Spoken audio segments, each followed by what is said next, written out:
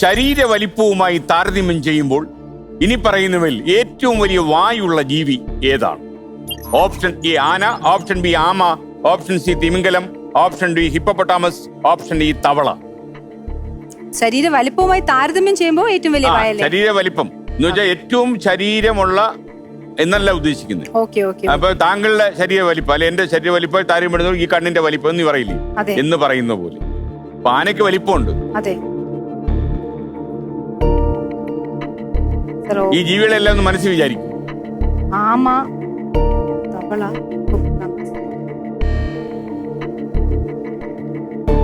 ഹിപ്പോപ്പൊട്ടാമസിന്റെ വാ വലുതല്ലേ? ഹിപ്പോപ്പൊട്ടാമസ് ആവാൻ സാധ്യതയുണ്ടോ? ഉണ്ട് സർ. ഉറപ്പിച്ചോ? അതെ, ഹിപ്പോപ്പൊട്ടാമസ്. ഉറപ്പിച്ചോ? അതിന്റെ വാ കുറച്ച് വലുതാണ്. ഹിപ്പോപ്പൊട്ടാമസ് നേരിട്ട് കണ്ടിട്ടുണ്ടോ? കണ്ടിട്ടുണ്ട്, മൃഗശാലയിലൊക്കെ. തിരുവനന്തപുരം മൃഗശാലയിൽ വെച്ച് കണ്ടു. അതെ. എന്നായിരുന്നു ആ ചരിത്ര സംഭവം? കുറെ കാലമായി. അതുകൊണ്ടെന്താ 50,000 രൂപ കിട്ടി. ആണോ സർ? ഓപ്ഷൻ ഡി ശരി ഉത്തരം.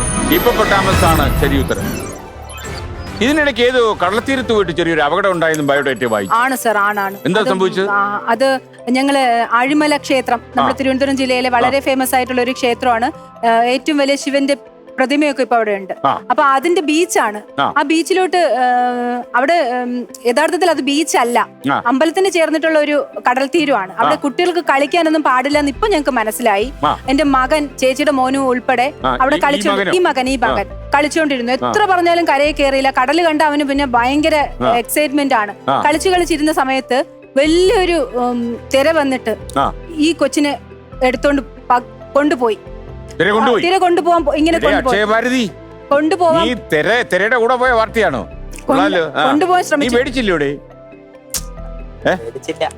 വരാന്ന് വിചാരിച്ചല്ലേ?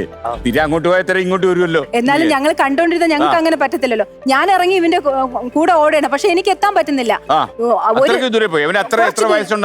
ഇപ്പൊ ഈ ഒരു 2-3 വർഷത്തിനിടയ്ക്കാ, കൊറോണയൊക്കെ വരുന്നതിന് മുന്നേ.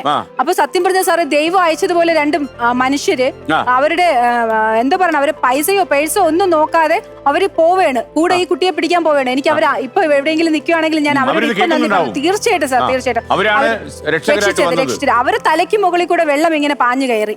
അപ്പോഴും അവർക്ക് ഈ കുട്ടിയെ കിട്ടുന്നില്ല. പിന്നെ അവര് സർവ്വശക്തിയും എടുത്ത് ഇവനെ പിടിച്ചു വലിച്ചു കൊണ്ട് കരയിൽ തരയാണ് ചെയ്തത്. ഒന്നും ചെയ്യാൻ പറ്റാതെ കരഞ്ഞോണ്ട് നിൽക്കാനേ എനിക്ക് അന്ന് പറ്റിയിട്ടുള്ളൂ. അതൊരു വലിയ സംഭവമായിട്ട്. നീ നീന്തൽ പഠിച്ചിട്ടുണ്ടോ? ഇല്ല. നീന്തലൊന്നും അറിയാതാണോ നീ കടലിൽ ചാടാൻ പോയത്? നീ ഇന്നേക്ക് 14-ാം ദിവസം നീന്തൽ പഠിച്ചോളൂ അല്ലേ? ഇനിയും കടലെ കാണാൻ പോകില്ലേ? ജീവിതത്തിൽ ഏറ്റവും സന്തോഷം നിറഞ്ഞ നിമിഷം ആ മകൻ തിരിച്ചു വന്നു. അയ്യോ, തീർച്ചയായിട്ടും സാർ, തീർച്ചയായിട്ടും. പിന്നെ എന്റെ അമ്മയ്ക്ക് അസുഖം മാറി, അമ്മ ഭേദമായി ICU പുറത്തു വന്ന ഒരു സാഹചര്യം ഉണ്ടായിരുന്നു. അമ്മയ്ക്ക് ഇടയ്ക്ക് വെച്ചിട്ട് ഒരു രോഗം വന്നിട്ട്, അപ്പൊ അതും ഡോക്ടർമാര് തിരിച്ചു കിട്ടുമെന്ന് വിധി പറഞ്ഞ ആ ഒരു നിമിഷവും ഞാൻ വളരെയധികം സന്തോഷമുള്ള, മറക്കാൻ പറ്റുന്ന നിമിഷമായിട്ട് എനിക്ക് തോന്നി. അപ്പൊ ഈ VHC കാരിയുടെ ജീവിതത്തിൽ ഇങ്ങനെ ഒരുപാട് കാര്യങ്ങളുണ്ട്.